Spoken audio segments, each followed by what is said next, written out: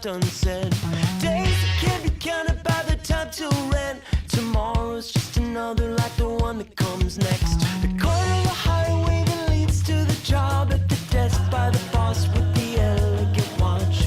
The tick of the clock and the tick of the clock mark the moments till the ticking stops.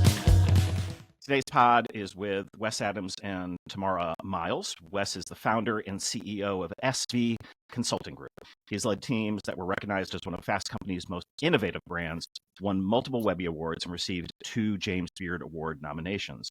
Tamara is a consultant and international speaker with over 2 decades of experience helping leaders improve business performance. She's a professor at Boston College, an instructor at the University of Pennsylvania, and author of The Secret to Peak Productivity.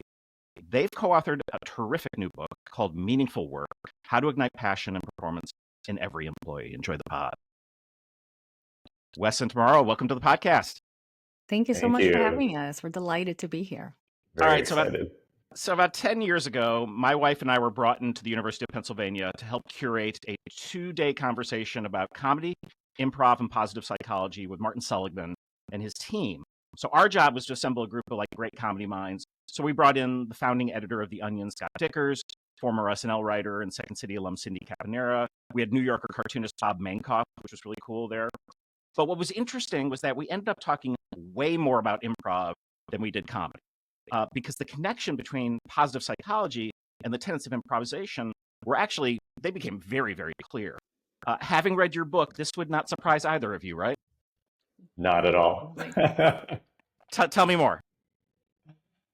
Well, as you know, we reference Second City actually multiple times in the book. Yep. One of our classmates, Erica Alam, teaches at Second City and does a lot of corporate workshops. And one of the things that we found in our research was this relationship between leaders and employees, the people that they manage, people among teams. Building trust is so important there. And that philosophy of yes and, when somebody brings a new idea to the table and is vulnerable and exposes themselves, building on that rather than shutting that down draws people in and tells them that they can continue to bring new ideas to the table. Tamara, did this surprise you? You know, it was amazing having Erica in the class with us, kind of deconstructing these concepts that we were learning about in positive psychology and applying. She did her thesis research all on, how the two are so interconnected. And Wes and I actually bring Erica to do workshops for some of our clients. So there's definitely a lot of overlap from the basic playfulness and positive emotions that it generates, stepping outside of yourself and not being in your head. But also, in the book, we kind of chose trust as the key component that it builds. And so I think it's just amazing. And I have this secret crush on Erica and how she shows up and all the knowledge that she has. I'm like, oh, I want that. I want to live my life with more of this kind of fun, this yes and, this trust, this vulnerability. I think it's all so interconnected. I was just talking about this with a colleague who asked me, he's like, what do you know about the literature and the science around courage and bravery? And I don't have a lot, that's not necessarily a topic I covered. So before we hopped on, I was just looking at some papers. And it's so connected with regard to your ability to show up as yourself, and we're many selves, show up as one of yourselves in these spaces with no script, which is how all of us have to live our days. And what we lack, that improv gives us, is ways of low risk practice. How do you low risk practice being courageous and a little bit brave? Because it's I think our brains pre the knowledge go to, well, you have it or you don't. And it's no, nothing's like that. You build the muscles, you get older, all the different things that we know when we study these areas. But still, we're the way we're wired, we go to these sort of areas where we think we have it or we don't. Right.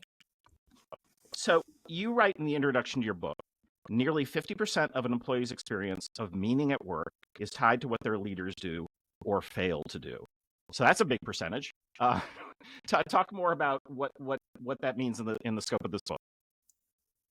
When we got together and started doing this research, the thing that we focused on was leaders' role in creating meaningful work. So there had been a lot of investigation into how you can make work more meaningful for yourself, how you can find a job that matters to you. And actually, I think I should pause for a second and define meaningful work, because when Please. people hear that, a lot of people think about, oh, working at a nonprofit, or I'm going to work in the healthcare industry and serve people. And those are all, potentially very meaningful jobs. And this idea of having a purpose is Mhm. very popular at this point.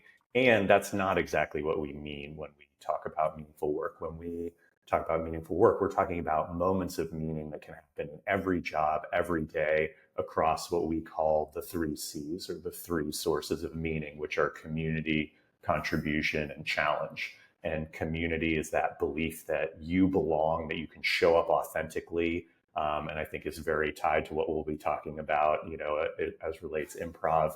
Contribution is this idea that your work matters to other people, that you're contributing to something larger than yourself, whether that's your team, your company, or customers, or people outside of the organization. And challenge is the ability to learn and grow, the sense that you're getting better and working towards your full potential. Yeah. You, Um, you you also cite Chris Peterson, who's a founding father of positive psychology, who summarized the entire field by saying other people matter. mhm. That's short and profound. It's amazing. There's so much research in social sciences, and the most famous one being the Harvard grant study of adult development, right? Where they followed people. I think it's been over 80 years now. And then they started with a group of men, but then they added their spouses and their children, and they've been following them for 8 decades. And they found that there's like one powerful source of longevity and well-being, and it's close meaningful relationships with others. And so I think Chris had like this really beautiful way of explaining things in a way that resonates with people, and kind of carry a deep truth, and this idea that other people matter. They matter for, in the context of work. It's not just about the work that we do, but about the people that we do it with. We have shared goals. Sometimes it's hard. Things don't go as planned. We need collaboration. And it's the same in improv, right? You're not alone on the stage. You need to kind of rely on other people, get that gift that they're giving you. Sometimes maybe it's a messy thing that you have to accept and listen and be present, and then transform it into something else. And I think there's a lot of parallels, but who you do it with, and it really matters. And so I think in life, at work in general, for our well-being and for our longevity and our happiness, other people really, really matter. I had a mentor once who said to me, every business problem is a communication problem. Mm. And I think that also strikes at the heart of this, which is like, yeah, it's human beings working with other human beings is hard. And that's why in so many different areas, whether it's sports or an orchestra, what are the best teams? And there's a level of harmony and synchrony. And they practice really hard, and they do all these Mhm. things. And yet we get into business like no one's practicing. Like Right. no one's practicing. I think that's such an important point, because so often we throw leaders and managers into the deep end and don't give them any tools. We say, No. oh, you're a great accountant. Here are 4 accountants for you to manage. And the skills of being a good accountant have nothing to do with the skills of being a good people leader, right? And they're all, just like improv, they're all learnable skills. They're all things that you can develop, but it does take practice. It does take intention. And it is a little bit messy. I had the opportunity to take a few classes at UCB, Upright Mhm. Citizens Brigade, when I was living in New York.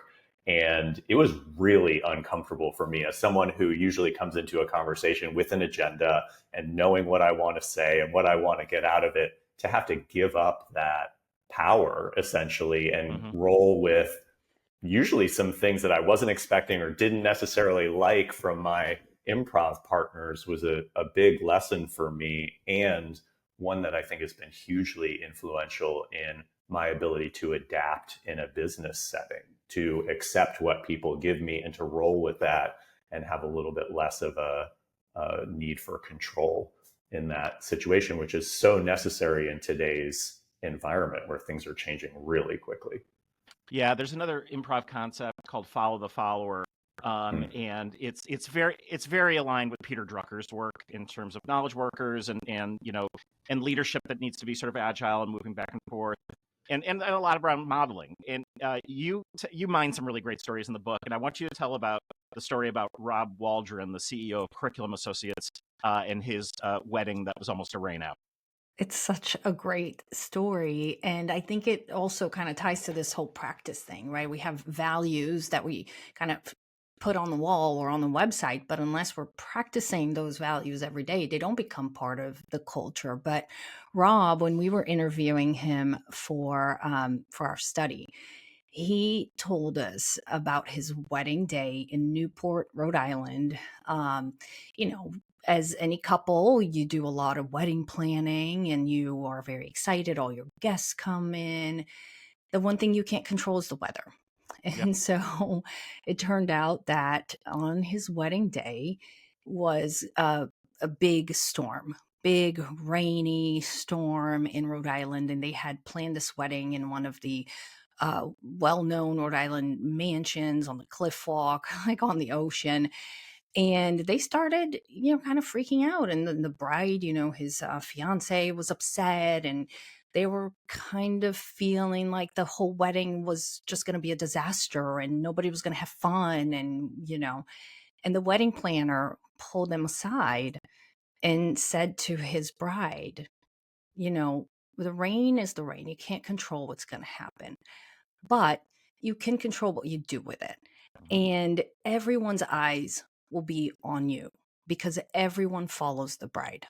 So if you go out in the rain and you embrace it and you dance and you have fun, everybody will relax and have fun.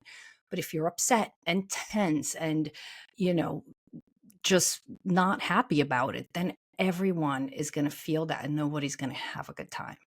And so they did it. They embraced the rain. They danced in the mud. They had a blast, and it was one of the most memorable and fun days of their lives and their guests' lives. Still probably 30 plus years later, they still remember that moment.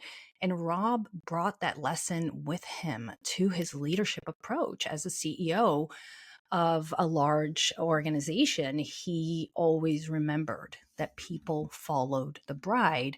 And as the CEO and the leader, he was the bride. And he wanted to make sure that, that he was role modeling the right behaviors. And when he wasn't, that he was accountable to that and admitted it and apologized. And it's not being Pollyanna, right? What this is an acknowledgement that the world and our lives are rife with failure. Like it is just. And by the way, I am so much less interested in your success story than I am your fiasco. Like the fiasco is the thing I want to hear, right? So that requires a level of vulnerability, and I think organizational vulnerability is something we don't talk enough about, and because things go wrong, right? And I really didn't know either the founding story of Amnesty International nor sort of that path. And I'd love you to talk that through. Maybe Wes, you can do this because it's a cautionary tale. Yeah. So, sort of back to this idea that meaningful work only happens at nonprofit organizations or mission driven organizations, we explore the story of Amnesty International in the book, which was originally launched, I think, in the late 60s and was very focused on liberating political prisoners and human rights abuses, and kind of grew, eventually got the Nobel Peace Prize, and was this very influential organization. It focused on human rights and human well-being. And there was a report that came out in the around 2019, I think, that was independently commissioned after a couple of people had taken their own lives, unfortunately, who worked there. And it was about the culture, a toxic culture that had evolved within the organization that was meant to be sort of this bastion of human rights and well-being. And it found there was a lot of bullying of people, of women, of LGBTQ people were reporting that. And really this sense that it wasn't a great place to work, right? And so this was an organization that was very high in contribution, the idea of contribution, the second C, but very low or non-existent in the first C, community, right? And what we find is that these three C's, community, contribution, and challenge, they have a multiplier effect. So even if you're working at this incredibly mission-driven organization, if you don't have that community, if you don't feel like you matter or you belong, it doesn't matter. It cancels the others out, right? And so I think since then, Amnesty has had to do a lot of work to repair the culture there that's been noted as being pretty toxic. Yeah, we talked to Scott Barry Kaufman recently about his upcoming book, and he has a whole section where he talks about sort of dark healers, and unfortunately, they show up in those spaces. Anywhere where someone's like claiming guru status or it's approaching that, unfortunately, that's also a place where this stuff comes out a lot. All right, when I was reading the book, I had this epiphany that Second City has never sort of consciously created onboarding programs. We've done them. But I was like, oh, like everything you're talking about in terms of when you get to that section is, because I do often say to clients, they're like, well, where should we put you? I'm like, we're great at the beginning or the end. Like the beginning in terms of warming up with sort of rituals and mindset and yes and philosophy, or the end to kind of bring it all together. And I think it's great that you sort of start with, you guys met at the Master of Applied Positive Psychology at Penn, and that positive introduction course. I mean, maybe it was your first anchor. Talk about what happens there and some of the stuff. Yeah, I mean, I'm so glad you picked up on that. That was one of the most surprising findings in our study, that beginnings really matter. And before our study, there hadn't been any other studies that tied this idea of hiring and onboarding to the experience of meaningful work. And so how you start your experience with the organization impacts your whole lifetime in the organization. So it's a real great opportunity for leaders to focus on what truly matters. And so when we started at MAP, it was 48 of us with, different ages, different backgrounds, different, very diverse experiences that we brought to the table. And we all were feeling a little bit insecure about whether or not we belonged. Everybody looked so impressive, and do my goals and my experience belong here and all of that. And so one of the first things that we did, and it was James Pawelski that led that. He's the co-founder of the program with Marty. He took us through an exercise called the Positive Introduction. And it's, we all took the VIA Character Strength survey. And so we had the results of our signature strengths, and our signature strengths are the top 5. So when you go to the VIA website, it's free. Everybody can take the survey, and you get a list, a rank order of your 24 character strengths. And your character strengths are the way you show up in the world. What's really kind of energizing to you when you use, and there are strengths that are valued across cultures and across time. And so we had taken that ahead of the first class, and they had asked us to think about a character strength story, sometime where we used one of our top 5 strengths, and to come and share that. And so talk about being vulnerable, right? Yeah. We're sharing that with our colleagues that we don't know, and we don't know if that strength is going to be valued or not, or how it's going to be taken, but we all did it.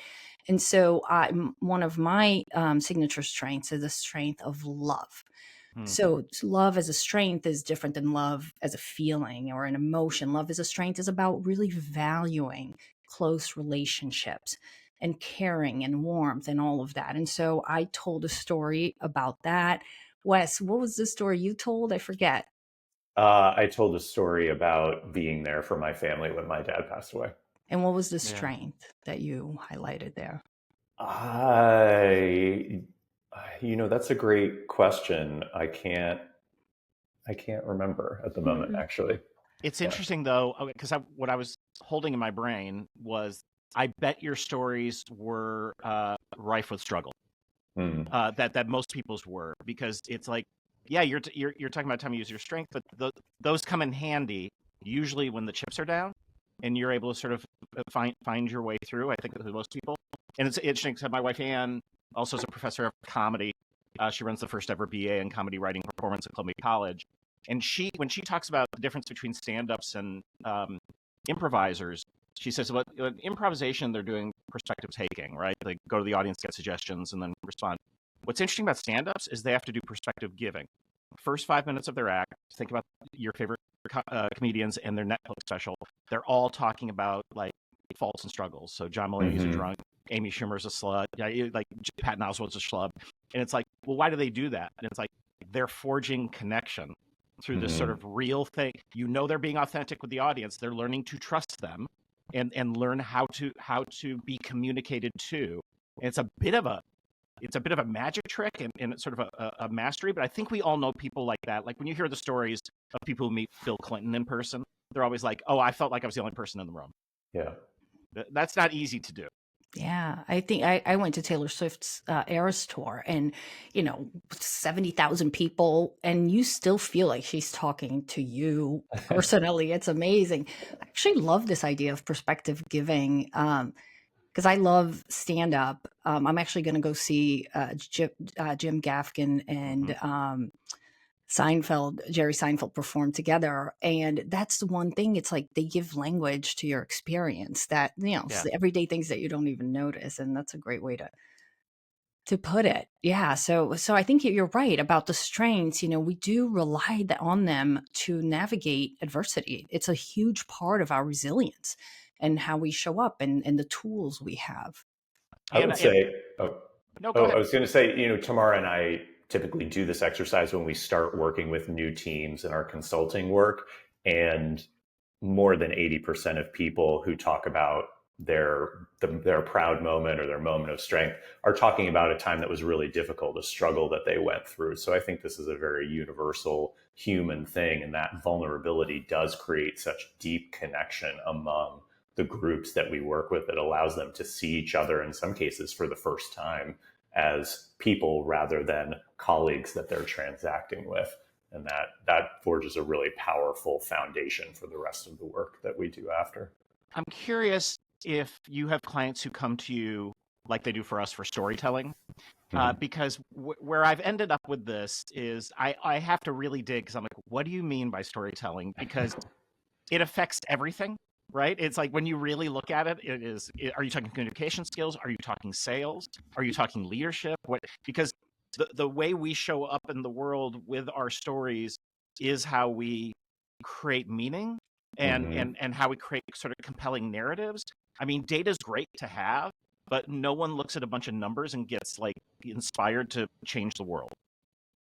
Absolutely. We, through the process of writing this book, we had done many years of study of qualitative and quantitative study, and we had all of these great statistics.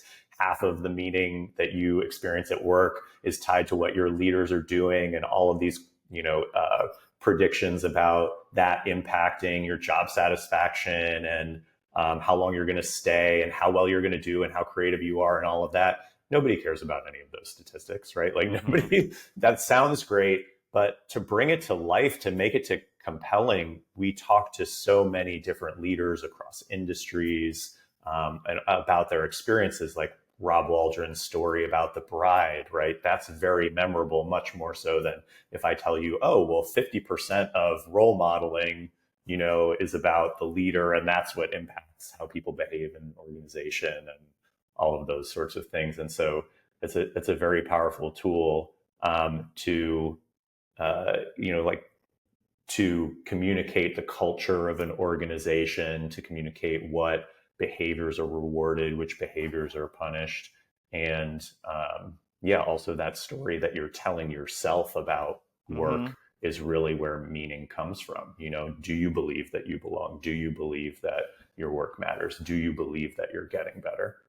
Yeah, and I was just to add, the one of the practices that we teach. So yes, leaders come to us all the time. How do I make work more meaningful? And storytelling is a key ingredient in that. And so while we don't necessarily teach like story structure or things like that, we do teach them to find, tell, and highlight those stories of these moments of meaning, those moments that matter. It's so important for leaders to highlight stories of impact. So either whether they're bringing a customer or patient or somebody to share how, whatever you do impacted them, but also for leaders to share their own stories of impact and say, last week this happened and it was meaningful for me because of that. Because in the sharing of the stories, you are co-creating meaning, and there is no meaning without storytelling, right? Storytelling is a key ingredient of meaning. So I do a lot of keynotes, and I always start with a story. I just feel like I'm gonna let's just start. And I've got a few different ones, but the one that I sort of anchored on for the first 5 years of my career doing this stuff was the story, true story. That was a beginning of summer, a Friday, end of the day. I'm picking up my office, and my son Nick was 10 years old, and he was finishing his first week of improv classes. He'd never done it before. And the things you need to know about Nick is that, he was chubby. He has weird theater parents, so he's kind of like a weird theater kid.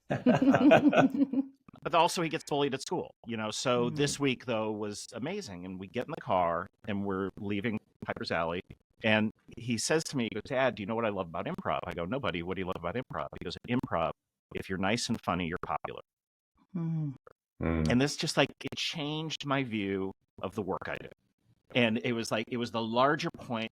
I love what I like. There's so many stories when you're in a second city, obviously, I started here as a dishwasher in 1988 when Farley was just in the touring company. Mike Myers was on stage. I mean, I have those stories, but this deeper sort of stuff, which ends up being the thing that drove my career for the last 10 years, improv off stage as opposed to improv on stage, is where the good stuff is, the really good stuff.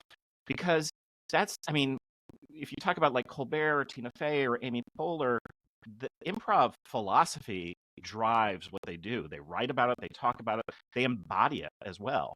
And yeah, they're famous comedy stars, but they're just successful people at what they do. And one of the reasons is that they take the philosophy, but they find the ways to actually apply it into the world. And that's kind of what you're getting at. You're trying to make meaning a little bit muscular, a little bit how, it's a big word. Purpose is a big word. Happiness, all this stuff. But what does it mean day to day? And that's something I think you really drive home in the book is you can do these things with the people around you, and you need to be successful for yourself for that.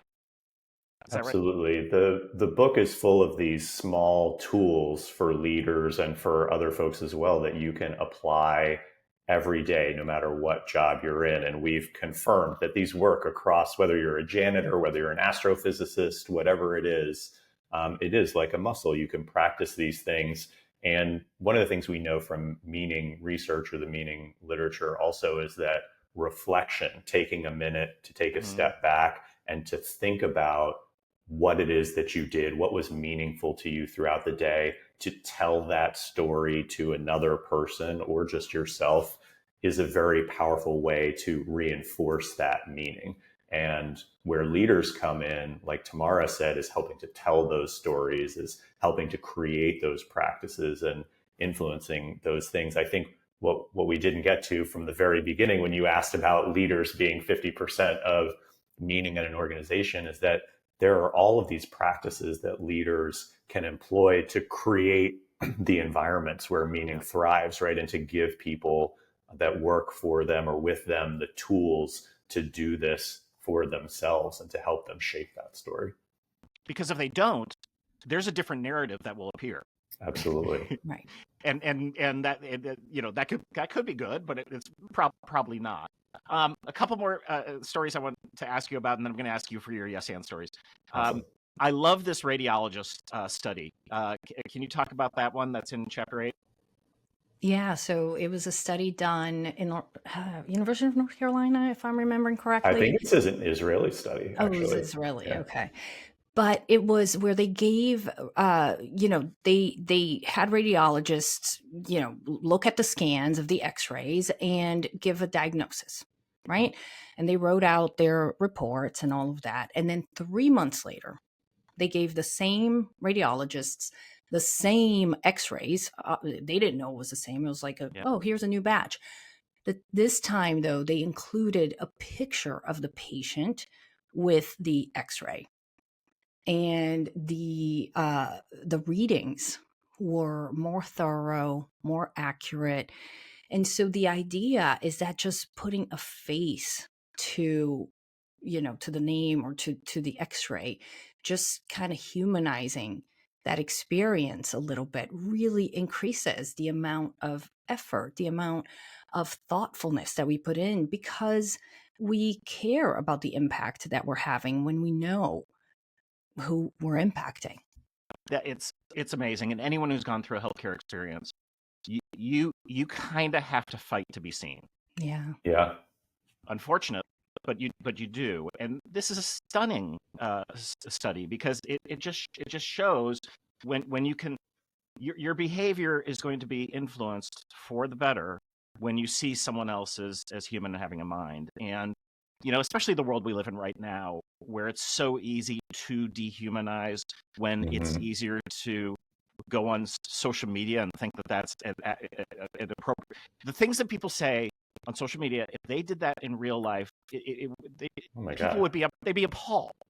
Yeah. It's not real. And so I don't know. I mean, it's like, I really wonder sometimes, is this going to naturally change, or is it something that we have to put guardrails in? I suspect it's the latter. Probably the latter. I think even just like this study has huge implications for the way that we work remotely, right? These were radiologists who were not in the same room as their patients, right? And who were reading studies remotely. And in our hybrid environments, or when we're working in different places, it's very easy to become transactional with our colleagues, to turn everything that we do into okay, I need you to do this for me, and I'll do this for you. And taking the time to create more relational, more authentic interactions with people is so critical to building that community. That it's something that leaders have to intentionally create the space for. And it doesn't take long. One of the most powerful question we asked in our quantitative study was, do you know what's happening in your team's life outside of work? Right? Very simple question. And the people who were managed by leaders who did know what was happening felt a much stronger sense of community and belonging and mattering. Like they matter. Somebody cares about me and knows what's going on. And it really doesn't take that long. It doesn't cost anything, to find out, hey, how was your weekend? What did you do? And then to remember that, oh, hey, how was your son's wrestling match? And just send some article that you saw about wrestling, and those little moments really create a sense of belonging, of being seen, of mattering, and they build a strong foundation. We talked about other people matter, right, being the foundation. It really creates that strong foundation so we can collaborate well together, trust each other, and have these meaningful moments. Tamara's son's wrestling match went really well over the weekend, by the way. But it has to be designed. It's like it's not just good. Like, you can have your good behavior or your conscientious behavior, but you have to design this stuff. And we had Horst Schultz on, who is one of the founders of Ritz-Carlton, and I'd love you to talk, because it's another example of how they've designed that very intentional thing with each of their employees. Ritz-Carlton has these gold standards that they teach everyone, and if you want to look at an ideal model for how to onboard people and how to talk about values and then give people the space to bring those values to life in an organization, I can't think of any company better than the Ritz. So they have these principles for how they treat guests. They go through a lengthy onboarding process of teaching these principles. They have stories of people living these principles at the Ritz-Carlton. One of them is in our book. It's a story about a lost stuffed animal giraffe, Joshi, who gets left behind at a Ritz-Carlton in Florida. And the father realizes that he's been left behind once they get home, and calls and says, tells the son is, just inconsolable, right?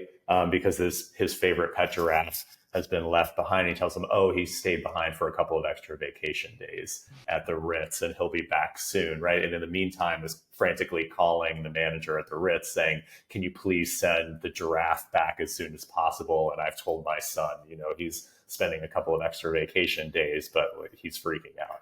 And the giraffe arrives a couple of days later, but it's not just the giraffe, it's this photo book of the giraffe at the pool, like hanging out in the lounge with other stuffed animal friends, riding around in a golf cart, getting massaged, all of that stuff, which was above and beyond.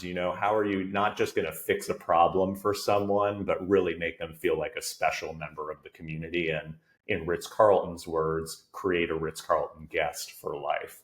Right. And so they teach this practice, and then they give all of their employees the space to bring it to life. And I think $2,000 per incident that they're allowed to spend, no questions asked, to do whatever they think is best to solve a guest issue or just to do something special for one of the guests when they're in the property.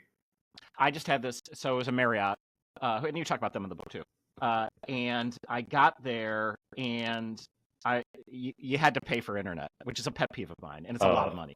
So annoying. And so I then get an email from them saying, "Is everything okay? Like you've entered?" I'm like, "No, I shouldn't have to pay for internet." and I did, and I had already put my credit card down, and because I need it. And then she's like, "Oh, you actually don't. If you just sign up for this program, it doesn't cost anything. We're not going to bug you. This is what you do." So I did, and I said, "Well, I've already paid for it." She goes, "No, you haven't. I took it off your bill." Mm-hmm. Completely, like I went from annoyed to delighted.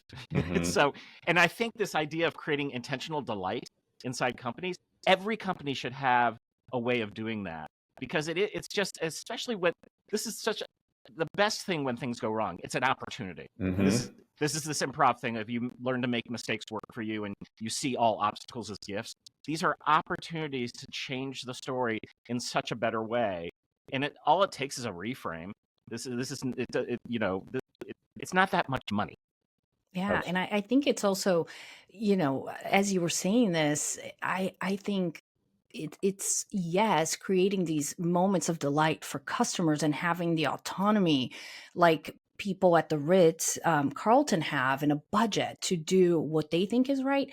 But I think a key part of this that is missing from most organizations is creating these moments of delight for their teams and their employees too. It's not just external facing, because the more delighted we are, by these moments at work, the more we bring it out to the customers, right? And so I think customer experience and moments of delight are really important, and so are moments of delight for the employees.